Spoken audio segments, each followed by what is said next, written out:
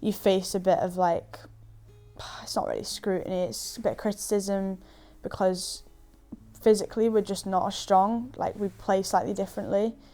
You face the kind of, you also then kind of face the societal struggles of like, it's just not that cool in school to play sport as a girl. Like, as much as you want it to be like sick, and everyone was like, oh, I bet you have a six pack, like it's not that cool.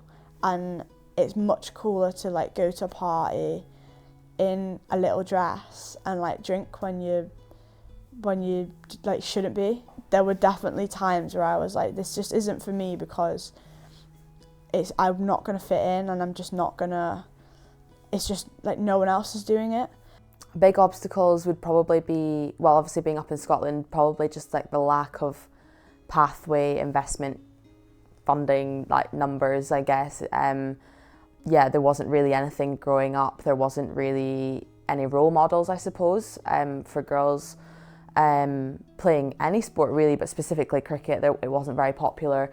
And then funding and investment, and even, you know, when I was playing Scotland under-17s, for example, we'd get like the leftover kit from the boys' teams and things like that, you know, are quite small. But I think when you then do receive kind of the equality, I guess, it kind of makes you realise how different it was back then when we started. I tried to quit when I was 13, tried to quit cricket because it wasn't very cool, and I just thought, like, what is actually the point in playing?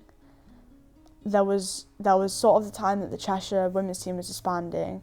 There were still no real professionals, and I was just like, what is the point? Like, I don't enjoy it enough for it to be worth it.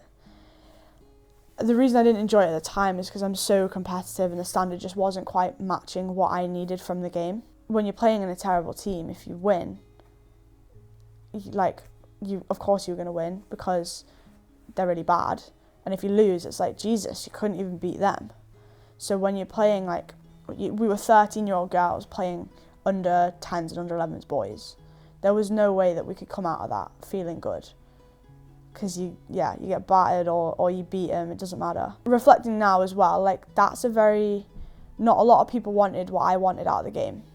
But that's why there's only 15 professional cricketers in the Northwest. Not many people want, like, this fight, this drive to be the best in the country. Like, that's quite rare.